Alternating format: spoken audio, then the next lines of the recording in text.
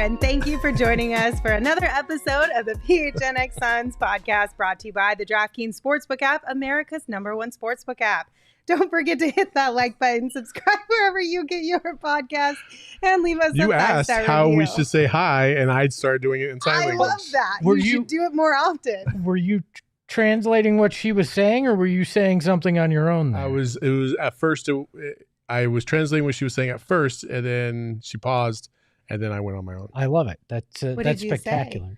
I said, was it mean? No, I just said thank you for coming to the podcast. Was it mean? Unfortunately, Lindsay's here. It's Tuesday. I'm concerned today, you guys. Espo's trying to tell me over here on Twitter that he refuses to be the fixer of this group. I'm done. Now I have anxiety, and it's not cool, and it's all Espo's fault. What group? Our group. Are we broken? From yesterday when we yelled at him for saying that he would like to not talk to us anymore. Oh, I didn't even know he said that. Keep up. You were there, and you I wasn't even listening to it. Wasn't even listening to him. I mean, we've gotten to the point now in a year of doing this show where I've completely ignored everything Espo has to say. I'm sorry. I didn't know that. The clip that we put on Twitter. You literally were the first person to respond to it when I said it. I don't know what I do. I hit the buttons and I hit send. That's what I do. Okay, well, hopefully you'll pay attention to today's show. Hopefully. We'll see. Fingers crossed. Because we got quite a packed show, you guys. I mean, I say that a lot, but this time I mean it for real. We've got a whole bunch of stuff. First up, we're going to talk about the GM survey that came out today. The Suns did get a little bit of love in it, which was nice to see. Love that for us. And I think we should start with Devin Booker. Why not? Devin was voted the best shooting guard in the league with 45% of the votes. Now, last year, James Harden was atop this list. Chris Paul was voted third best point guard with 10% of the votes. Do you guys think this is a pretty deserved ranking? I think it's spot on. Because, listen, Curry and Steph, Curry, you could make the argument could be one or two. Just because of his shooting prowess. But, I mean, largely he's considered a one. And obviously Devin Booker is basically a straight up two. And so, yeah, I agree with this. And listen, like for all the Luka lovers out there, suck it. I mean, Devin Booker is the best shooting guard in the NBA. Suck it, Luka. I had to do it. I wish I would have known you were going to do that. I wouldn't have said it's all right. What I said.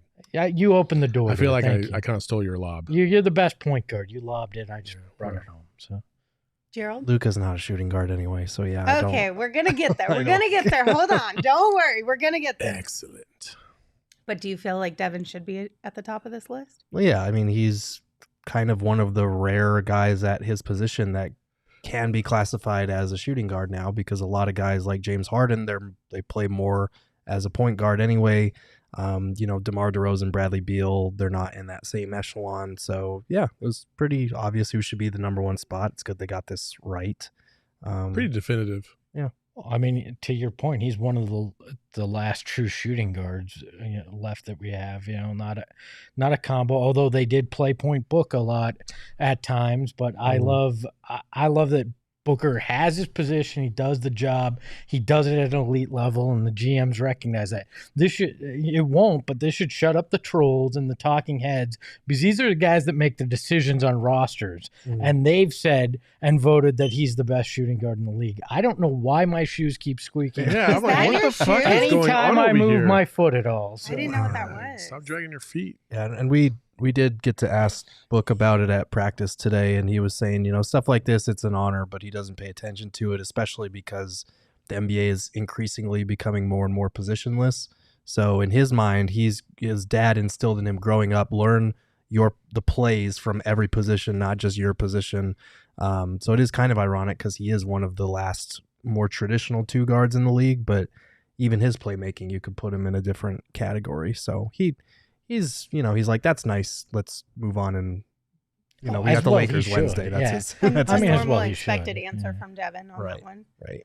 Okay, so you alluded to it, Gerald, with Luka. So I left the small forward on this graphic here as well, because Luka was voted top 3 as a point guard a shooting guard, and a small forward in the NBA. Devin also said at practice today that this is kind of like a hard thing to categorize because of the quote unquote positionless basketball that we see more so today. But in something like this, do you guys think they should try to at least put them in a particular category? It's stupid on whoever gives the survey, conducts the survey, because if you're just giving it as an open response, you're going to wind up with him finishing in the top 3. You should just designate him as a spot similar to what you have to do in all-star voting and say he's a forward or he's a shooting guard, whatever, and vote for him at said position. I think it's ridiculous that he can be top 3 in 3 positions. Yeah, I agree. I also listen, this is the way I kind of think about these things.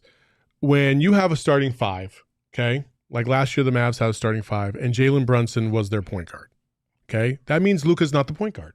Like, he's just not, and I don't believe he's a point guard because the best player on your team is not designated to be the point guard. Then he's not a point guard. He's a shooting guard or a small forward. I think he's a small forward because of his size, his height, everything that he can do. Like, is he a versatile playmaker? Obviously, yes. I mean, that's undisputable, but I don't think he's a point guard. And but again, the positionless basketball argument right here it's valid. Like, when we get to the All-Star break, like, I'd rather just the fans vote on the 5 best players as opposed to, okay, well, these guards get in, these forwards get in, this center gets in. Like, nobody gives a shit anymore about that. Like, everybody plays like every position, it feels like. Yeah, I feel like in height or in build, he's more of a forward, but in terms of what he does as their lead facilitator, he is a point guard. Like, so it is weird that they let him, be slotted in at 3 different positions. But I don't know. That just speaks to kind of the positionless thing again. Do you think LeBron's a point guard? I mean, he's a point forward. Yeah. I mean, that's the weird thing here. Like, I get that he's the distributor, but to Saul's point, I mean, if you got a point guard starting in the game, what's the difference between Luka and LeBron? Luka and LeBron, size and team fit. Like, it's dependent by team, but they're both the facilitators on their teams, right? The primary facilitators on their team. So if you're going to say LeBron's a point forward, then you have to say that Luka is too, just because of the size and the similarities between the two. Look, I think you're right. In the end, it really doesn't matter. Just get rid of the position concept in any of this stuff and say, who are the 5 best guys, in the league, or who are the 5 best guards, 5 best forwards, however you want to do it. If the game's going to move positionless, stop asking questions about positions because it's stupid. Yeah. Do you feel like, though, if you actually move to eliminating positions almost entirely, does that kind of adjust the game maybe too much? You're going to put the 5 guys out there, 1 or 2 of which can be distributors. Like, you're always going to have people that have to do certain things in the game. I think what it is you're not going to have the 6'2" guy that can distribute as the point guard. Like, we had these very structured conventions of what each of these positions were. And I think positionless basketball just means there can be a 7-foot guy that handles the ball and is your primary distributor, and that's okay. Like, right. I think that's more of what it means. Right. And I think that's, for me, the difference between Luka and LeBron is I consider Luka more of a point guard because he does handle the rock more than LeBron. He does facilitate a little bit more than LeBron. LeBron is a point forward to me because they have actual point guards. Like, Jalen Brunson's out there, but he's only like under 5 assists. Like, he's more of a shooting guard in terms of what he brings to the table. So, but again, it doesn't really, I don't care. Look, what this says is the guys making the decisions, the ones offering contracts, making trades, value Luka and Devin a lot. I mean, that's all that this really means in the end. And we'll take that. Okay, Chris Paul. Chris Paul was also voted best leader with 34% of the votes. He was third best basketball IQ with 14% of the votes, and third best passer with 10% of the votes. So a lot of nice love for Chris Paul here. Now, Gerald Espa, I kind of want to get your guys' thoughts on this because Saul and I were able to have a conversation last week around the question, is Chris Paul washed? Chris Paul's a better passer than Luka. I'm just say that. And Saul leaned a little bit more to the side of yes. I leaned a little bit more to the side of no.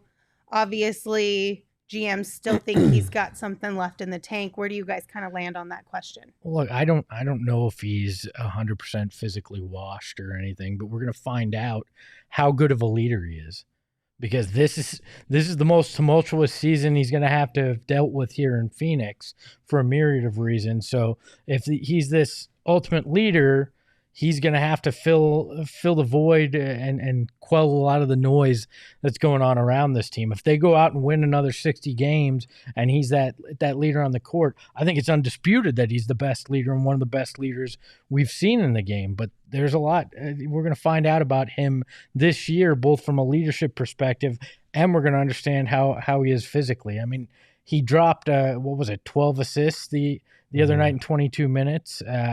I don't think he's done by any means, but yeah, of course he's going to take a step back this year. Yeah, washed is a strong word for me. I know there are concerns about the way he played in that Mavs series and moving forward. Like, he'll be 38 by the time their next playoff series rolls around, so I get the concern over that, and he probably will take a step backward this year, but I do think a lot of that is because of role. I think what we saw in the first preseason game, what we've heard out of training camp is like they're going to use him off the ball more. They're going to try to save him a little bit more, so come playoff time, he has that energy and isn't having to dribble the ball up the court every single play, zigzagging as guys hound him just to get across the half-court line. So I think that'll help. I do think there's a difference between is he washed and will he hold up in a playoff series, and that's where I still have concerns, and I think it's okay to have those concerns, but is he washed? No, he was just named one of the 15 best players in the NBA last season on the All-NBA team. Like, he's not washed. You're 100% right on this.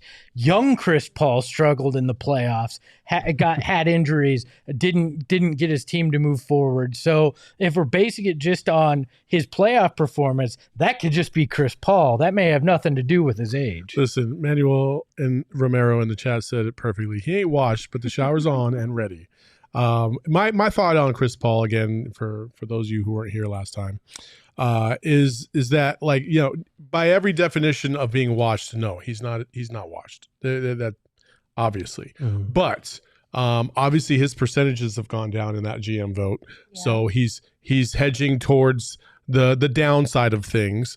His play last year in the playoffs, first round when we needed him the most, fantastic. Second round when we needed him the most, not so fantastic. Like, there was definitely some signs, and whether you want to say it's COVID or a quad injury or whatever the case may be, as you get older, these things start to linger and they start to become more prevalent, and they aren't things that you can necessarily fight through anymore.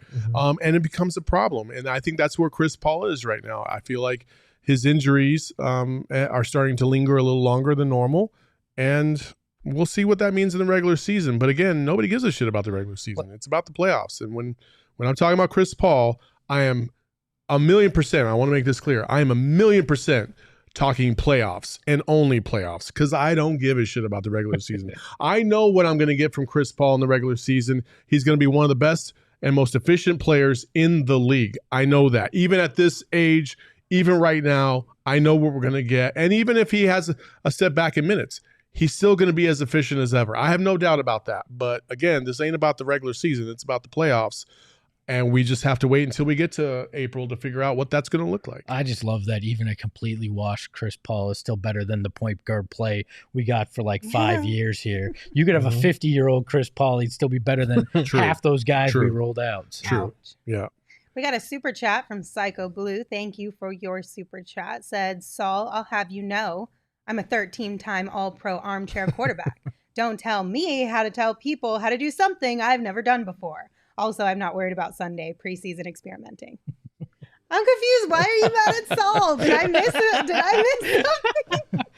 Yeah, it's always a good direction to go. We made $10 out of it, Saul. It's all right. I don't even know what that's about. But that's what I'm so. I thought it was hilarious, but I'm a little bit confused if I missed something. Whatever it is, Cycle Blue, you're wrong. All right. Let's talk a little bit of defense. Mikal Bridges did get some love here.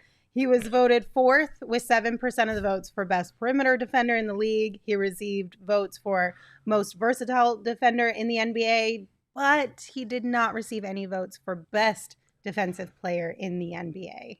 Thoughts on this one? I agree with this.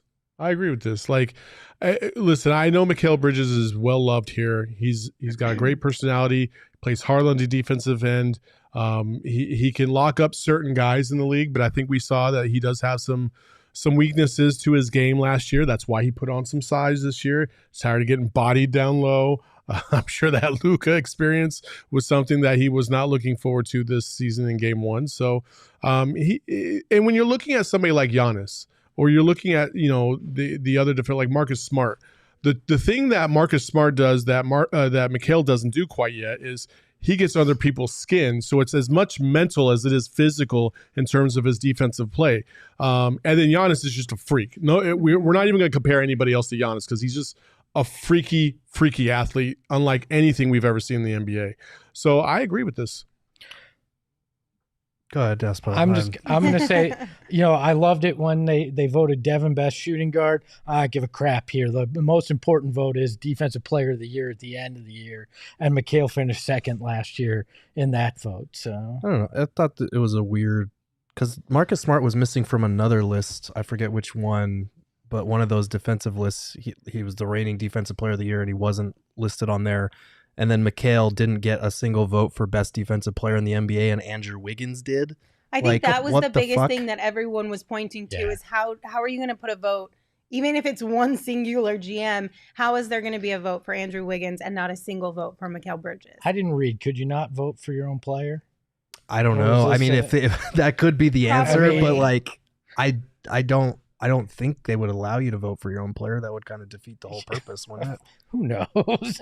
I don't know. This is they randomly survey the GMs. I mean, there's a good chance that assistant GMs were filling this out or and stuff, but whatever. I mean, it'll be proven out on the court, and I think Giannis is a better defender if you're putting it in a vacuum, and he's a better athlete and all those things. So listen, like Wiggins absolutely balled out in the playoffs. Cool. But that doesn't mean that he's a top tier defender in relation to Mikal Bridges. And Wiggins shut down Tatum. You know what? Tatum also did his best Ben Simmons impersonation in the finals by disappearing at times when he absolutely shouldn't have. So it's not all that simple to just put into a hole. Someone said Tatum texting Kobe shut down Tatum. Oh, God. Oh, that was such an awkward moment. I'm not going to lie. That was very awkward. Yeah, but everybody loved that and hated when Book referenced Kobe. So whatever. Oh, yeah. It's because it's Devin Booker. Yeah, we can't love anything that man does. Yeah. Well, we can. Nobody else can. Mikal also received votes for the question, which player is the best at moving without the ball? As did Luka, which is ridiculous. The dude doesn't move without the ball. Right. He always has the ball. Again, the Luka love is ridiculous. Yeah. It's just ridiculous. I hate it. Do you think there is like a time, like at what point in time does Luka, or why hasn't Luka gotten what Book got before the Suns actually had substantial players around him? What's the difference? Because his teams saw more success at an earlier stage, and because he was putting up prodigy numbers from an earlier stage. I mean, from day one, Luka has been a top tier talent. I think some of it's international play though too, because Slovenia had that dream run through Eurobasket 2, which gave ESPN a month of extra Luka love when there was no other basketball going on. Like, I think that's part of it. And Devin, just if you don't actually know him, he doesn't come off as likable. He doesn't have that giant grinny smile, and when he complains, it's not the wink wink, I'm Tim Duncan, I'm kind of like Luka does. It's I'm angry and I'm coming out here to kick your ass kind of. I think it's more than that though. Like, listen, since when the NBA was kind of dead, the superstars brought it back to life because of what they brought to the Magic Johnson and his flair, and just the trash talk in the NBA at the moment, and Michael Jordan and all these guys, right? The thing about like Luka is like he embraces that. He embraces either being the villain or the hero. and it sells tickets. Like when he shoots a 3 and he does this stupid little, smirk or his tongue out or whatever, like you want to either punch him in the face or you're celebrating the hell out of that guy. Whereas Devin, from time to time, he doesn't really do that as consistently as Luka does. Luka does it every damn game. Devin Booker would drop 40 on your head and not blink an eye, not talk shit. He won't have any emotion about it, and that'll be that. And I think that flair is what has already brought people, and especially places like ESPN and TNT, to the forefront for Luka. And I think that's as simple as that. And I also think unfortunately, with a lot of people, when it comes to media or even just fans, their pre-draft conceptions of a player or their conceptions of them at an early age, they will stick with those. And if a player like Devin Booker becomes more than what people expected, they still hold on. They'll still try to keep them down just so they can stay right. With Luka, there were a lot of people that expected him to be good, and now that he's even better, they can point to him and be like, see, look what he's doing. Like, I was right about this guy. People are so set in their opinions when it comes to evaluating NBA basketball players that when a guy breaks free of that expectation, sometimes people have a hard time adjusting or admitting that they were just wrong. Like, I do think that's part of it in this comparison here.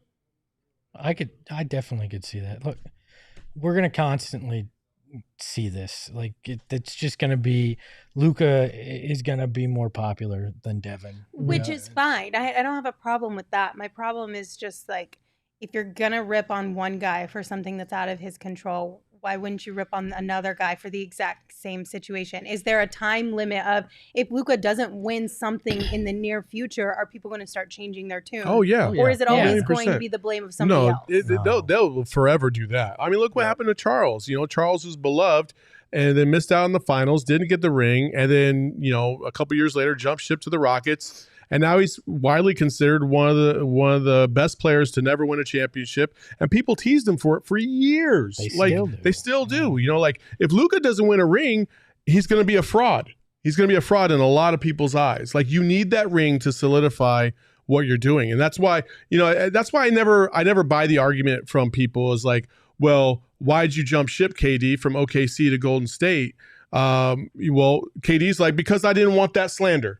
Like that's too many voters and too many writers and too many people in the media have that slant on players. And if they didn't win a ring, then they're second tier. And that's not the case. That's not the case at all. Like, Charles Barkley is one of the best players of all time, but he never gets that love. Why? Because he didn't win a ring. Right. And it's that simple. And KD saw the writing on the wall with James Harden leaving, with Russell Westbrook eventually going to become what he became. Like, that we've talked about this before. We find something with every NBA superstar to nag on. Like, we did it with Giannis until he won a ring. Like, oh, is Giannis overrated? Oh, he's not skilled, all this shit. We're doing it now with Nikola Jokic and Joel Embiid. Like, oh, can you win with a center being your best player? All that shit. Instead of just appreciating talent, we got to find one thing to bag on with these guys. We're going to do the same thing with Luka. It's a cycle with any great player until they win a championship. And then it's like, wow, we can celebrate everything about them now. It's kind of annoying. That was like Dirk. He all of a sudden they won the title, and is he one of the best power forwards ever? Is he the best? Like, right. That he's happens. Been one of the best. Right. Yeah. I mean, I think that's inevitable, but I will stand on this corner forever. The way Devin got 70 will eternally rub people the wrong way. And then I just that's always going to be at the forefront for me with it. People just didn't like that, didn't like the way that they held the 70 sheet of paper up and thought, oh, this guy's hot dogging on a team that lost that game and is going to win, no more than 25 games in a season. That's where it stems from. But it's okay when your coach tells you to celebrate the little wins. Then we're going to talk positively about coaches who say that. But when players, I digress. Back to the GM survey. Next up, coaching. Surprise, surprise. Monty Williams tied for third as best head coach with Greg Popovich with 7% of the votes. And he was second in which head coach is the best manager / motivator of people with 28% of the vote. We're going to get to something later that I think discredits some of this. Well, one of these things is not like the other one in that first group. Do you think these votes happened before all the first group was what again? The first group was best head coach. Just best head coach. Just best head coach. And they have him at 3. Tied for third with Pop. I don't understand that at all. Like, I don't think he's the top 3 coach in the NBA.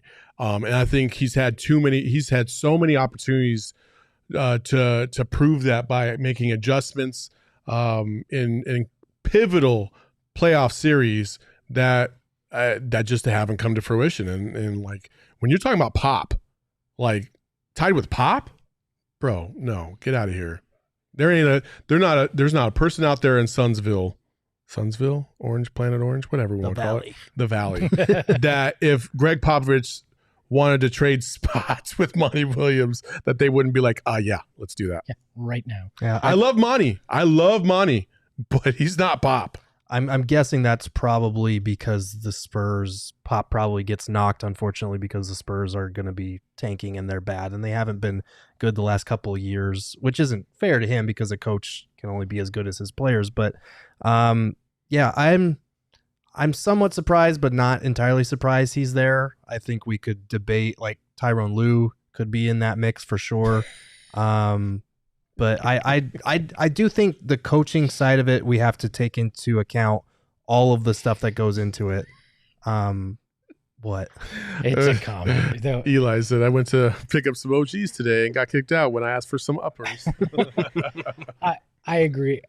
I agree with Pop gets knocked because of what the performance is. But look, Monty a handful of years ago was looked at a guy who couldn't manage a team because of what happened in New Orleans, New Orleans. Mm-hmm. And then, he comes back and it's easy to be high on guys when things are going good, right? You magical finals run, you win 64. This year is pivotal for both Monty and James Jones. We're going to know who they are and what they have at the head coach and GM position this year, because this is hard. This is where everything becomes more difficult, and you're going to understand, is this a really great team with a great front office and that culture, or is this just a good team that got lucky in some ways over the last 2 years? I think we will learn a lot about both of those individuals. I don't know if I buy into that, though. I think you make a finals run, you win 64 games. That's not flukish, even if you come out with 0 titles in that. I think I don't want to use this upcoming year as a referendum on what happened the last 2 years. I think it's overall perspective, though. Are they great? Because everybody wants to act like they're a great. He's a great GM and James Jones. Monty's a great coach, one of the best in the NBA. There's nothing wrong with being really good, and they may just be really good that happen to find themselves in the situation where they could succeed the last 2 years. There's nothing wrong with that, but we have to separate great from really good at some point, and years like this do that. That's my thing. Is there's like levels to this, though. If the team of the last 2 years is only really good, then no team in Suns history has been great. No, because that team was better. I disagree with that. No team in Suns history has been great because when push came to shove, they could not get it done. There's never been a great Suns head coach. There's never been a great Suns general manager because they fall short of the ultimate. No. I disagree with that Who's been great? It can't be a rings or bust approach, because then what are we doing here? Like, if it's just rings or bust and everything that falls short of a ring is irrelevant or it's not great or it's just really good, then like that deprives so much of the joy of just watching basketball in general. Like, I agree. I wouldn't be here if I thought that like it's the same argument I just made about Charles Barkley. Like, Charles Barkley is a great player. He didn't win a ring. That doesn't mean that he, somehow his career is a fraud. Like, I don't believe that. Like, I feel like it's the same thing. Like, Monty can be I think Monty's a very, very good coach. I don't think he's great yet, but that's not based on championships and playoff performance. It's more, for me, it's player development and management that I feel like he's come short on. Like, how many times do we have to sit there and be like, we should probably play Aaron Holiday because you never know when you're going to need him, and he didn't touch him, didn't even play him, and then admitted that he should have played him a lot more, and then in the playoffs when he needed him the most, he didn't want to go to the bench, and he didn't develop guys. He from year one, when I kept saying, like, fuck, you got to start trying to implement DA a little bit more in this offense and try to empower him to do more things offensively. Otherwise, it's going to come back to haunt you in the playoffs. And then what happened? They got to the playoffs. They didn't have a third option because nobody knew what the fuck they were doing out there because Book and CP3 were getting shut down. Like, those are the things that I kind of refer to in terms of Monty that I think he can correct and make himself one of the greats, but he's just not there right now. I think Cotton Fitzsimmons was one of the great coaches of all time. And I think if you talk to Eddie Johnson, he would tell you the same thing. Like, and Paul Westphal, I don't think he was a great coach, but Jerry Colangelo put that whole team together. I think he's clearly one of the greatest, owners, CEOs of all time as well. I agree with you on the Charles Barkley and the player side. I look at that different than I look at coaches and GMs. GM is there to put together a roster to win a title, right? And if you don't get there, that's your job. That's the job description, is do that. That's why GMs get run out of town on the regular a lot more than star players. Coaches the same way. And I agree. Cotton Fitzsimmons, his body of work, multiple franchises, what he was able to do and the amount of wins he amassed, okay, that's a great coach. But I want to see James Jones and Monty Williams finish the job. But okay, so Espo, like I hear what you're saying, bud. I really do. But at the same time, like, look at Sean Marks, right? On paper, he put together as good a team as you could hope for in the NBA, right? Yeah. And the players and the coach couldn't get it done. Like, okay, so now you got to try and move the coach out and try to move this player or whatever. Like sometimes it's not just about like what the GM is doing. It's also like sometimes you just don't know what kind of chemistry players have. Like, I don't think that the Warriors are miles ahead of any other team in the NBA. Chemistry-wise, they are. And that's also a product of the coach and the system that they're in, that they have incorporated. And so it all works together and it all flows. I think James Jones has tried to mirror that as best he can. I think he's doing a good job of that. There's just a few tweaks. And I think a few tweaks is what separates the cream from the crop. And that's what I'm saying. That's my whole point. And look, it's on the general manager to understand what's the chemistry. How does this work? On paper, it looks great. In practice, does it? If it doesn't, how do I fix that? Like that, the buck stops with the general manager in terms of that. Yeah, but you don't know what Kyrie's all about until Kyrie gets into a situation. You know what Kyrie's all about. Go ask Cleveland. Go ask Boston. You knew what you were getting into when you acquired him. Cleveland. Okay, because he was with LeBron and it worked for that time, right?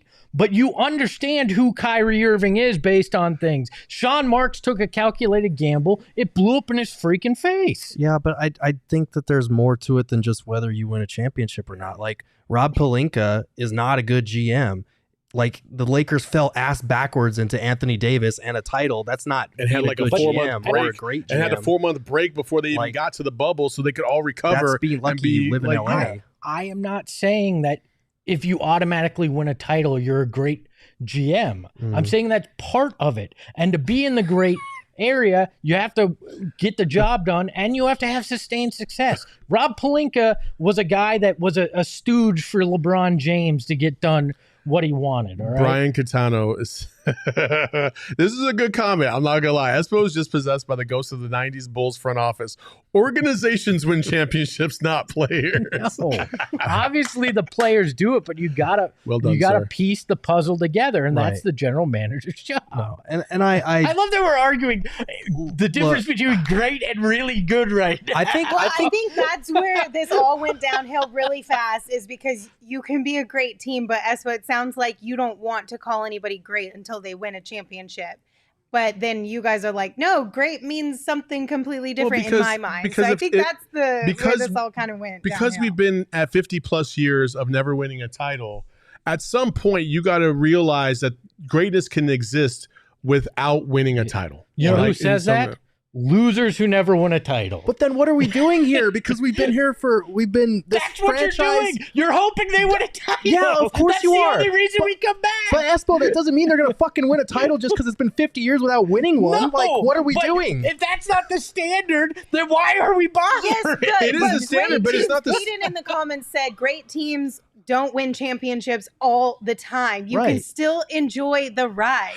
You can still understand and be able to enjoy. Did I not enjoy the ride last year? I know you was did. I not the dude that was like all in on it? Yeah, of course. You can enjoy the ride, but in retrospect, you can say that they don't go into that pantheon. They're still a great team. They're just not a legendary all-time Hall of Fame pantheon I think that's team. the difference here. Your standard legendary is what I'm saying is great. My really good is what you're saying is is great. Like we're splitting hairs here for no reason. Because I could sit here and make the argument that like the Miami Heat, right, when they got to the bubble and they played the Lakers in the finals, that was not a great team.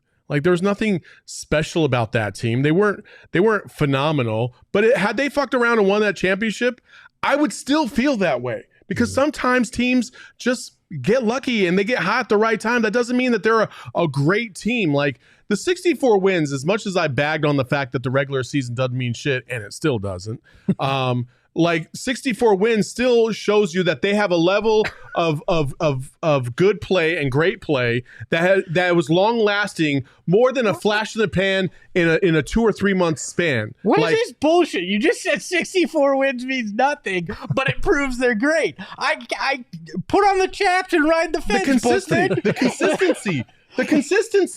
The consistency is what makes the great players great. Like you can be good for like 1 year, cool. Look at the Bucks. The Bucks have maybe one of the best players of all time on their team.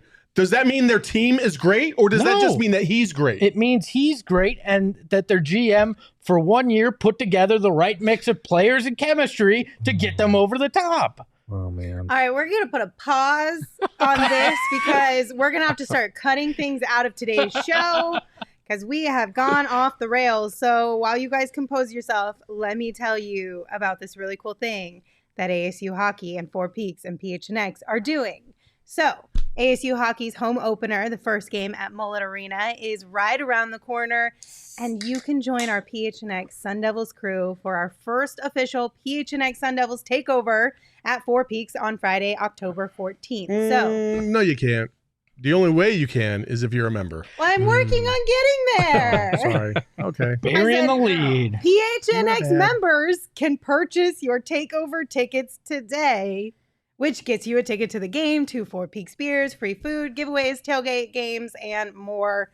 Purchase through the link in our members-only Discord. And if you are not a member, become a member today so that you can get access to that Discord. You can get access to all the sweet, sweet content over at gophnx.com, and you can get access to purchase your tickets to this takeover. Just a reminder, you do have to be 21 years or older to drink Four Peaks beer, and we ask you to enjoy responsibly, but anybody can join us for the takeover if you're a member. Let me make this very clear. I'm not fixing this problem after the show. I'll just let you know. Oh, really? To circle all the way back. Oh, really? Also, Eli has said this comment twice in the chat now. Those Four Peaks style fries are goated, and he gave you a shout out, Saul, for putting him on that. So if you guys haven't tried it, definitely try those Four Peaks fries. Also, game time. If you guys are looking for tickets, whether it's to sporting events or concerts or anything of that sort, highly recommend you guys check out Game Time and use the link in our description to check them out because you can save up to 60% on tickets when you buy them last minute. It's great for procrastinators out there just like me.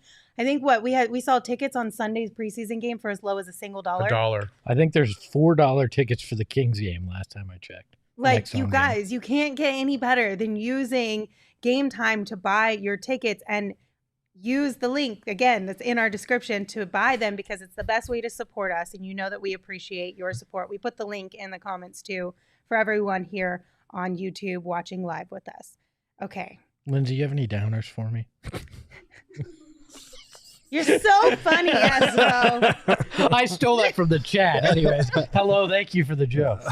So funny. Okay, let's get into other things that we can argue about. This one, I think I think we're all going to be on the same page with this one. But we did get an update. We got an update, you guys, on Devin Booker's Instagram post from yesterday. Mm-hmm. Yes, the exact type of journalism that you come here for. Update. Let's play the video.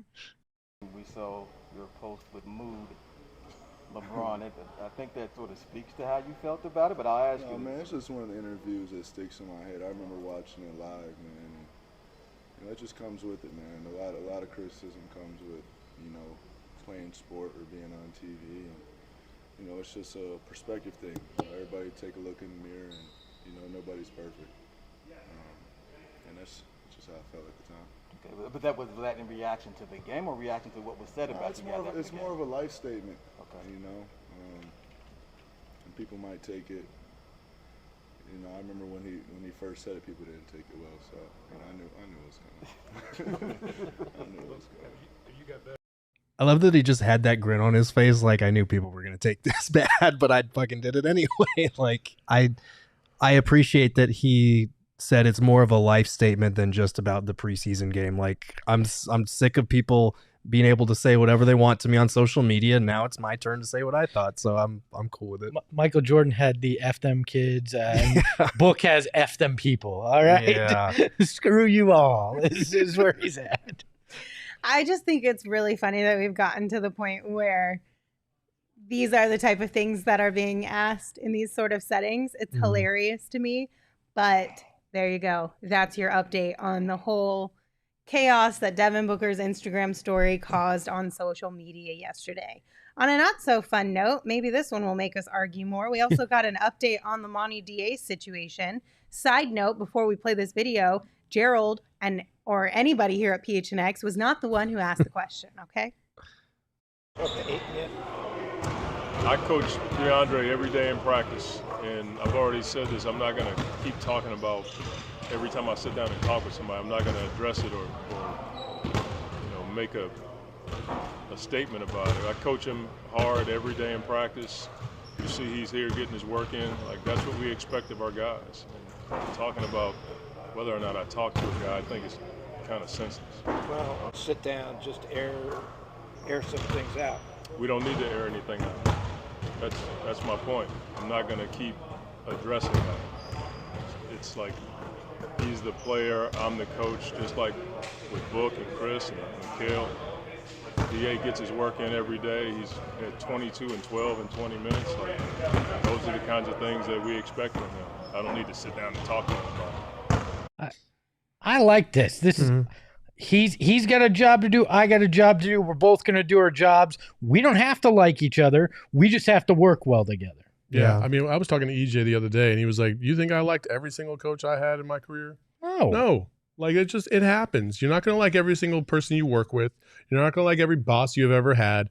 But again, like, going back to it, communication still has to happen. So as long as they're still communicating about the things that need to be communicated about, then I'm cool. And I think everybody else is cool. I'm not expecting them to go out to dinner with each other. I'm not expecting them to, go hang out on the weekends and watch football and be besties. No. But as long as they can communicate in a professional manner with each other and grow from this experience, then everything is all good. There's a difference between like and respect. As long as DA still has respect for Monty Williams as a coach, it does not matter whether he likes him at all. That's the key to it. And vice versa. As long as Monty respects DA, he does not have to like him. And more importantly, like, can we please finally fucking move on from this topic? Like, I understand that it's something that people have been asking about. I understand people have wanted an update on this front, but like, there's a reason I did not ask this question, and a lot of the people that show up there every day did not ask this question. It's a tough question, and it's one that someone who doesn't come every day would probably ask, but Monty had said last time he was done talking about it. Now everyone hopefully will get the message, and we can stop asking him about this thing. You have more faith in people than me. You do.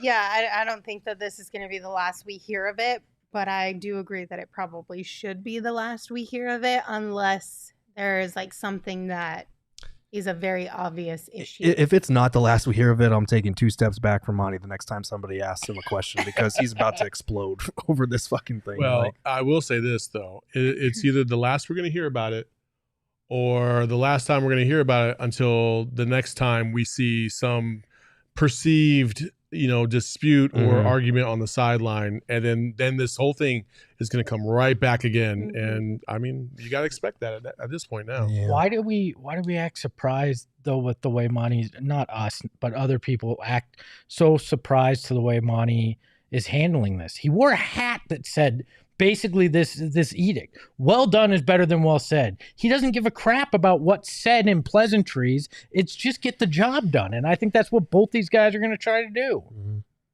All right, we do have some breaking news. So you want to deliver this one to us? Yeah, so a couple tweets from Baxter Holmes and then one by Woj. First, Robert Sarver has chosen an investment bank to manage the sale of the Phoenix Suns. Banking officials tell ESPN that they expect the team will fetch a record price. Mm-hmm. In addition, in recent days, Suns executive vice president and CFO Jim Pittman relayed to team employees that a fully executed sale of the team could take 6 to 9 months, team sources said. That timeline would stretch through the 2022-23 season, obviously. Mm-hmm. And then Woj kind of had a follow-up tweet. Gerald, I think you have that. Oh, yeah. It said it'll be the highest price ever paid for an NBA team, one investment bank official tells ESPN. So the Suns are valuable. Shocker. I mean, we were talking about how, you know, some people were speculating 2.5 or 3. Mm-hmm. I think it's going to be more the 4.5 to 5 range. I think the Clippers sold for 3.8. I think. Weren't they 2.8? I think the Clippers were 2, but there was another NBA. I think the Nets were evaluated at like 3 point something, but I think Barclays was included in that. Okay, so. I mean, that's a lot of coin there. Mm-hmm. That's a lot of coin. And hey, as the price goes up, and we had this conversation the other day because there's a couple prospects that Espo hopes will come to fruition. But my response to him was, the more that price drives up, the more these people will drop off. Because, you know, you need a lot of assets and you need a lot of coin to be able to afford an NBA franchise nowadays. And Jeff Bezos looking really, really good right about now. But that's why I think it may not take. And I get, and Jim Pittman, I know Jim, like, I get what he's saying. And in a usual, typical scenario, that's the way a sale would take. But, I mean, Jeff Bezos could come in and go, here's $8 billion. Let's get this over with, because that would mean nothing to him. And it's done like that. I mean, yeah, and there's the paperwork, all that crap. But if somebody comes in and just says, enough with this, we're not going to nickel and dime this, we're just going to make an offer that is well over value that nobody's going to be able to match, this could be done really quick. And the kind of people that are going to be bidding that have that kind of money have the ego to just say, I don't care if you told me it was worth 4, I'm going to bid 6 so I can have this team sooner rather than later. Yep. Brian wants to know how the GoFundMe is going, Espo. We're not at $4 billion yet. We're close. What a bummer. Go to buythesuns.com and keep putting that money in, because we got a long, long way to go. I hope we can get there, because I would love to own a team one day. It'd be so much fun. It'd be pretty cool. Oh, man. Well, while this process drags out, and if you guys are also concerned about the process of the whole DA Monty thing dragging out, highly recommend you stock up on some OGs. Mm-hmm. I don't know if I'm the right one to be talking about OGs after the debacle that was yesterday. So I think I'm just going to maybe stick to the script today so I don't accidentally say something really embarrassing. But I do want to remind you guys that OGs has just launched their brand new Sleep Edition gummy, and you won't want to sleep on these. Yes, you heard us right. OGs is now flavoring dreams with a 2-to-1 THC. I think we need the 10 OGs commandments. CBN Thou shalt not mention uppers and downers. That helps specifically with falling asleep and staying asleep. And these Sleep Edition gummies are in their new aqua berry flavor. They're very delightful. We highly recommend you check out OGs online at OGsBrands.com. She's literally all script. And on Instagram at OGsBrands. You can also find their products at your local dispensary. But you must be 21 years or older to purchase. As Max, our partnership guy. Max is literally in the background, looks so disappointed. Overseeing this, I'm very aggressive. I want to know the emails and calls you got from OGs yesterday. That Lindsay Smith is a loose cannon. We cannot have her do our ads anymore. Please make sure she sticks to the script. I'm just standing by to jump in with a disclaimer at any time. I'm not our legal guy. Please don't make me be that guy. So yeah, there you go. That's your OG's ad read. Okay, you guys tell me. We have 3 topics that we had planned to get into for the rest of the show. Are we just going to do them all? We can zip through them. Let's zip through 'em. We got time. Rapid fire. Okay. We have nobody coming in after us. So we all saw the news a few days ago that Miami Heat guard Tyler Herro agreed to a 4-year, $130 million contract extension. The question I have is, how do you think that this could affect Cam Johnson's impending extension? Oh, you're damn right. His agent saw that and went, maybe it's time to ask for a little bit more. That it always impacts the market. We saw that, and I know it's a trade rather than free agency, but we saw it with the Rudy Gobert trade where that like screwed with the trade market for a while because people overvalued things. Well, if an agent sees the kind of contract that Tyler Herro signed, I think that may make things go a little bit longer than we had hoped. Can't even get in that much. No, I agree with that. But they may go, we want $10 million more than we were asking, or $5 million more based on what the market set for a player now. Yeah, it might impact it a little bit, but I just think the Heat are way higher on Tyler Herro, and irrationally so, because if you looked at the responses to that news being reported, it was very much, why the hell are they giving him that much money? I don't know if that'll affect it as much, because Cam, like we've been saying, Cam in like the $70 to $80 million range over 4 years is probably what makes sense, what it's gonna be. I don't see him getting what Mikal Bridges got, and there's no way that it'll even come close to this. I see your point that it could inflate it a little bit, but I just think there are different standards for where the Suns view Cam Johnson as opposed to the unrealistic expectations Miami has for Herro. Well, if Cam's group is sitting at 80 and the Suns were sitting at 70, it's 75, that probably just entrenches them more at 80 because for sure. Look at that. Yeah. I agree with that. I also think that if you look at James Jones' track record with these type of situations, he's not inclined to overpay just for the sake of overpaying. Was that him or was that the guy holding the purse strings? We don't know. Have you seen Landry Shamet of late? But Landry Shamet is a good contract in the sense of the tradability. $39,999,000 more than he's worth. Average NBA salary. You could argue they overpaid Campaign, even though that's looked like a good contract. Yeah, we thought that was a steal, and that wound up being. He's had a good game in the Suns uniform. Oh man. Hey. Hi, Landry. Can't wait to have him in studio. I really hope he never watches our show. He's never going to answer any of my questions just by association. I will say this. I will say, Landry, if you're out there and you're listening to the show, I'm sorry. Also, if you ever want to come into the studio, I will excuse myself for the show so you can have my seat and you won't have to worry about me. He said, don't worry, I won't be here. Okay. How soon do you think we might see a Cam deal get done? Do you anticipate it being before the season starts, or do you think the whole shenanigans behind the scenes with the selling DA's not getting a whatnot? deal anytime soon, so there's not. Did I say DA?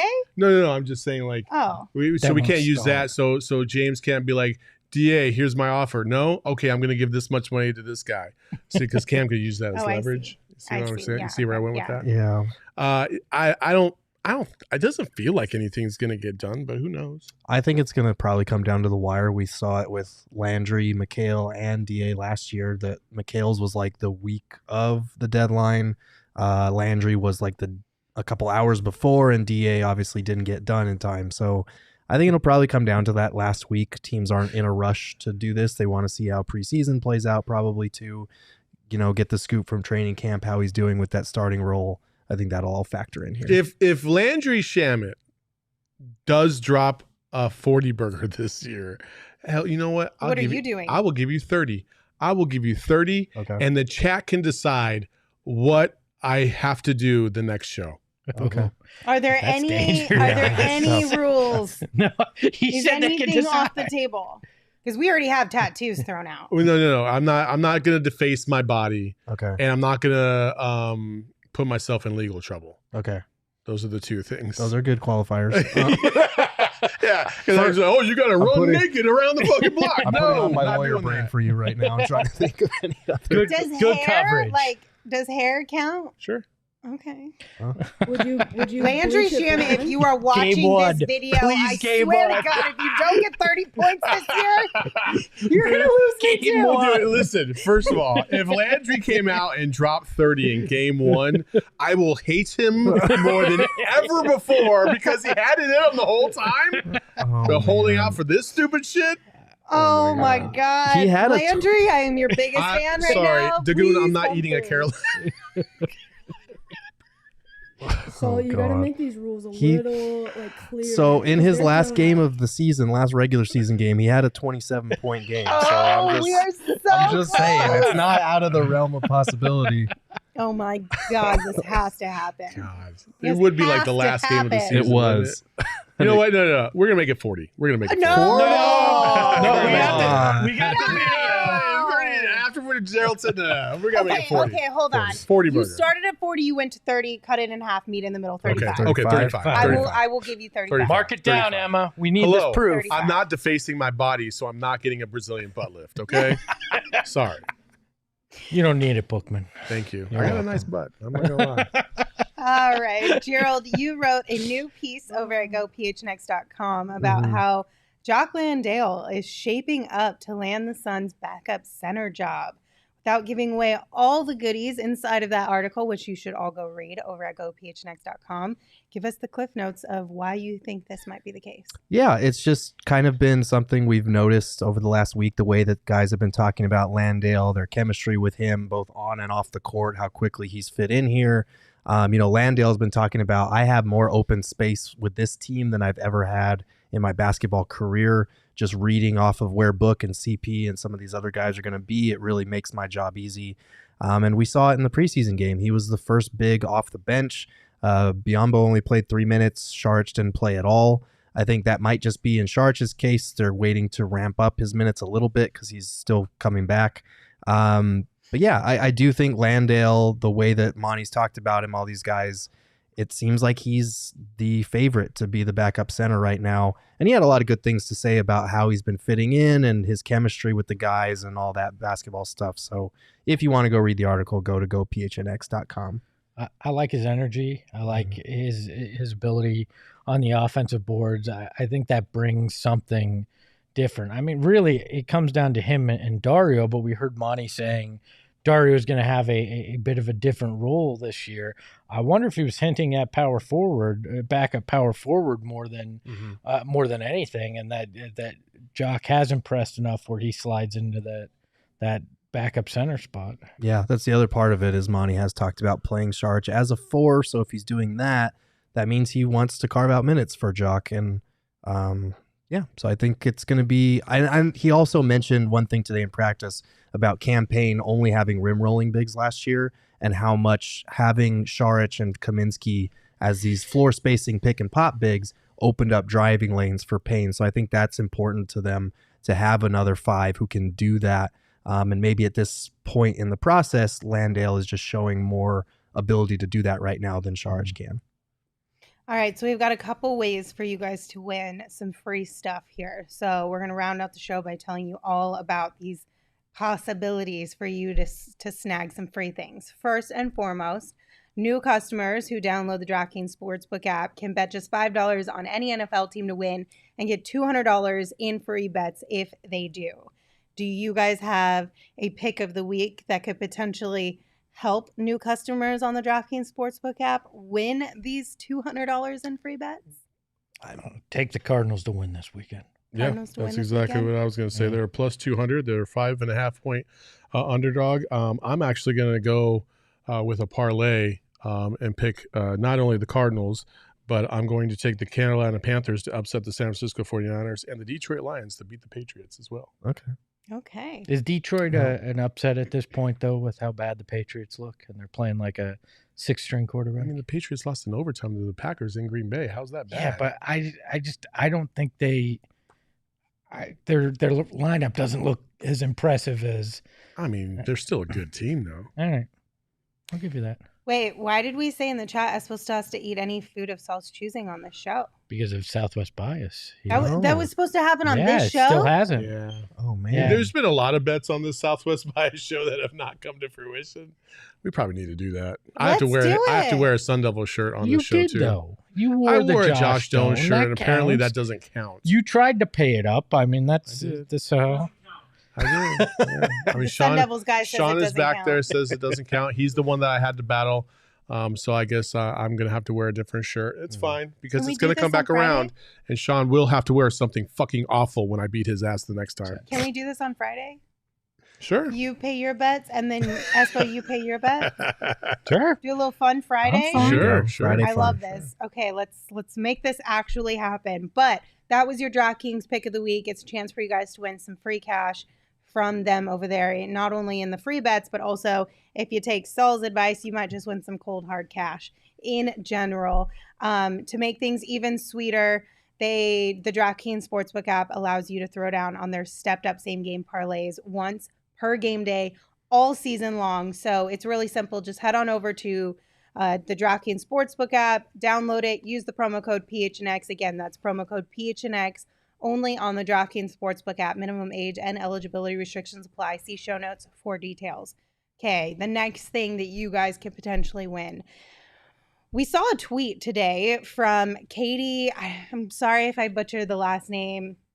Heindel, I think is what we're going to go with. She's at WTEVS. And she is a writer for Slam and Dime, right? Dime, Up Rocks, a whole bunch of them. And she said, wish I could tell you which NBA athlete just ended our interview challenging CP3 and Book to a heated bowling match. But alas, you'll have to wait. So we shared this on our Twitter at PHNX_Suns. And we're going to give a free PHNX shirt to whoever can first correctly guess who this player is. So obviously it's kind of a little bit of a waiting game because we got to wait for her to share who actually said this or put this challenge out there. But if you have not already, go chime in on Twitter and let us know who you think this is. Who do you guys think it is? I think it's Kawhi. Ooh, it could be Kawhi. It just seems odd enough to be Kawhi Leonard. Really? Yes. I mean, that would be hilarious. Brian says it's Pat Bev. I could see that too. I think Pat Bev wouldn't want bowling. Bowling doesn't strike me as Pat Bev. I think Pat Bev would make a competition out of whatever. I like most athletes. I feel like would. I like Boban. Boban challenging them to bowling. I don't know. I didn't see her at Suns practice today, so I'm wondering maybe it's a former Suns player from like a recent. I don't think it's a Suns player. I think it's somebody else in the NBA. You know what we need to do? We need to find her JaVale. Instagram. JaVale. We need to see her stories and see where she's at today. I'm guessing if she's posted. I'm guessing it's JaVale McGee. That's going to be my guess. JaVale McGee. It's Luka. Somebody quote tweeted, I don't remember the name of the person, so sorry, but somebody quote tweeted her tweet and said that when they were looking up to try and figure out who around the NBA was an avid bowler, apparently Chris Paul is. Yeah. That's why they. I had no idea. That's why he got challenged. No, I knew he was. I just didn't know. I didn't know Devin Booker was. Did it say player? Or yeah. NBA? Yeah, NBA well, athlete. NBA athlete. So I would have guessed player. Yeah. So you're going with. I'm gonna say JaVale. Saul. I'm gonna say Dame. Okay, Ooh, that's a good one. I'll stick with Kawhi. Okay, I'm gonna go. PJ Tucker. Okay. I don't know why he would be in an interview with them, but PJ seems like he might be fun. PJ wouldn't be caught dead in bowling shoes. Well, he would have his own custom bowling. That could be He true. just wants to show off that could be true. The new kicks. I don't know. So those are the four that we're gonna go with. Again, if you guys want to potentially win a shirt and let us know your thoughts, head on over to our Twitter at PHNX_. Do you have something to add, Emma? I just looked at her Instagram stories and there's nothing of her anywhere other than her house 5 hours ago. Okay. Does it give a location? Where does she live? Give a location of where she lives. This is getting No, creepy. but I can do some research. Sleuths be sleuthing. Her home address is right near this arena. 5-10 minutes, I'll track the IP address. Oh my God. Hackers are on it. Let's go. All right. Well, thank you guys for joining us today. We appreciate you. Glad you guys could get a little bit of Saul and Espo shenanigans to start the season off strong. We will see you tomorrow. We all brought shenanigans today. Yeah, but it was mostly the two of you. It's always mostly the two of us. Gerald was involved. Also, Emma, scroll back up to that rude guy in the comments who was like, "You're an idiot. Luka's a point guard." There's a proper discourse here, and you're not following it, so you're an idiot. Okay, that's all I had. Ending the show with positivity. Yeah, suck it, guy. Okay, I have one final thing. Oh, because I was scrolling up through the chats too. But wait, there's more. Brian said, "Can someone please explain to me the bee chugging debacle involving someone named Josh? I've heard it referenced on multiple PHNX." Okay, I think he's meant beer chugging, and I'm guessing he means Johnny, who held a here. God. He held his beer like this last year. He held his hand under his can, and it was dainty. Okay. We actually have a shirt that was made out of it too. Do we really? Kirsten has one. That's hilarious. Bless his heart. Yeah, so that's it. I think it's on our Instagram page somewhere. It's definitely on our Here's the photo right here. There it is. There it is. There's Johnny. That's what happened. That's all his beer chugging glory. I did not think we were going to get some Johnny shade today on this show, cashing some strays. I love it. That's tough, Johnny. Absolutely amazing. Okay, we're going to go now. You can follow me on Twitter at LindsaySmithAZ. You can follow Saul at Saul_Bookman. You can follow Gerald at Gerald Bourget. And of course, you can follow Espo at Espo. Espo, take us home. If you ever do anything and we try to find you, Emma's on the case. Watch out. Ahoy, hoy. Gonna let go. PHNX though, Lindsay, Gerald, Espo. Saw past the ball, we here to turn up the tempo. Got to understand me, I'll always wreck the family. Rally in the valley like Dan G, no plan B. Always on the job, my